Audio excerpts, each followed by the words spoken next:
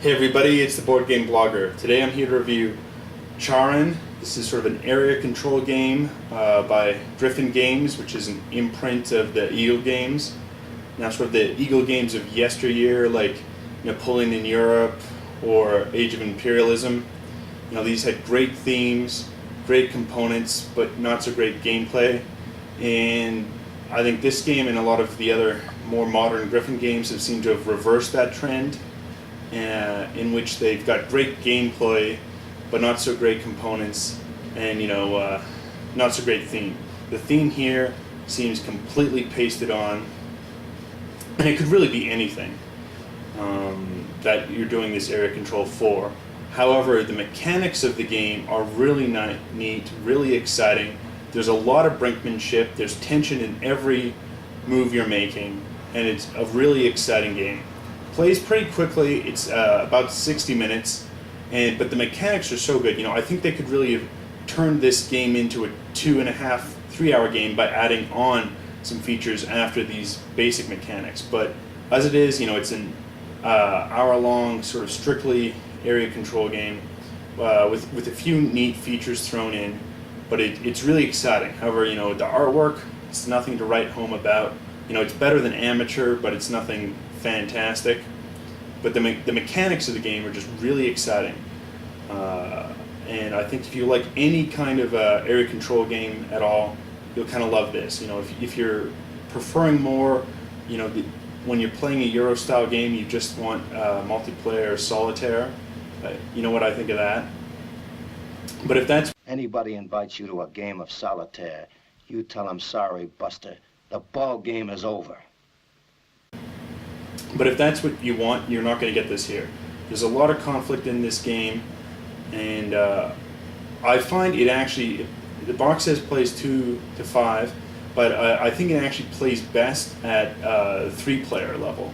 When you're at 2 players, they do try and scale the map and scale the game, but it doesn't fully work. So at 2 players, it's still fun, but there's not as much conflict. You can usually get what you're trying to go for. And in 5 players, it can be too cutthroat, and you could be pushed out constantly the whole time. Whereas I think the 3-4 player level, you've got a perfect amount of ability to try and progress your score. While if there is someone getting in the lead, you can kind of gang up on them and keep it quite competitive throughout the game. So it's 2 to 5.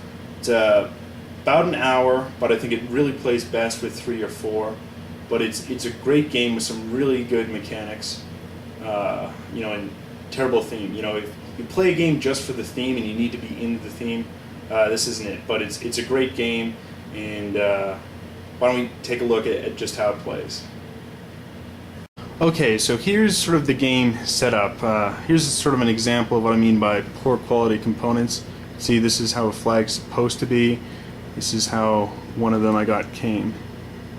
And these flags are really kind of flimsy, but they kind of denote how you stake the claims.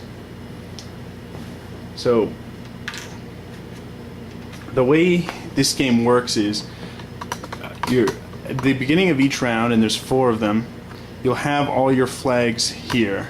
I've just got the game set up for a 2-player. And what you will have is you'll have some cards in your hand. There will also be some cards on the common pile, as well as some cards in your hand. Now these will give you points at the end of the game if you can build them, and it shows the cost in gems to build them. So what would have been neat, I thought, is that you could make a more extensive game is if you then create an economic engine in which these buildings then, have value, and the game goes on further. However, that doesn't happen in this game. I think it'd be a neat addition, but what they have is this is the way you score victory points, and it's just building the buildings. So all the action is in collecting the necessary resources to build the buildings. And one feature I think is really neat is sort of the brinkmanship in how it's done. So what happens is slowly, starting with first player in turn order, is they take one of their flags and then they'll place it on the board. And what they're doing is the starting location are the 5 different kind of special abilities you can invoke that turn. So by leaving one or two of them to the very last is you're kind of hinting to the other player what special ability you might be using for that turn.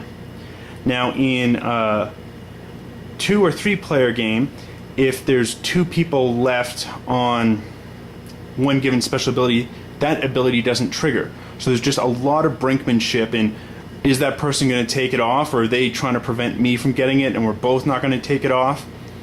And it's really fun. In a 4 and 5 player game, you can have 2 people, but you couldn't have a third on a particular special ability. And so because of this, they might not be balanced, the special abilities, but or for a particular situation, the game kind of self-balances that because of your choice of, do I leave that here, prevent someone from getting ability, or am I going to get a lesser ability, one that I know no one's going to leave a flag on?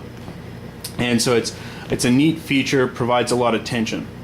So, there's 5 flags. You're going to put 4 on the main moon here. This is I think the moon of Charon, or and the idea is you're collecting these resources, but it could really be anything. The theme is not consistent here. It could be different horses in the pasture, and these cards are actually going to be like horse show cards, having the right set. So the theme's non-existent, but the mechanics are great. Because then what will happen is, in order to get these resources, depending on where you place them and how they're connected, you will score and collect those gems for this round. So by putting this flag here, currently he's accessing these 4 squares, and barring no other change, the blue player would get all of those gems. However, if the red player chooses to go here, he's touching these 2 squares as well. So even though blue he's actually closer because he's in the halfway. So he would get both of these on a tie. However, let's say the blue was here. Then blue gets it because it's 2 versus 1. It's only when you get into a tie-breaking situation would this be a better location. In fact, you can put one of your guys just here if red really wanted to protect that. Then this is the best, but again, it's just on a 1 versus 1 situation, not a 2 versus 1. And so you slowly put out the flags and you're collecting the gems. So as you can see here, the board is designed to scale, so that we'd add this in for a 3-player game, this in for a 4, and this in for a 5. However, because this is only adding 3 gems, this is adding 4, and this is adding another 3, the game plays, even though the game's trying to scale, the game plays differently. There's also the way these gems set up each round is you draw them out of a bag, and depending on the players, you put a different amount of gems into the bag each turn. So you're also going to have greater shifts in what gems could be available. So here, the shortage is on black, and it's just there's 1 less square of black, even though it might not be a different amount of gems, depending on, as we see, we got a kind of glut in green gems, so there's going to be more competition.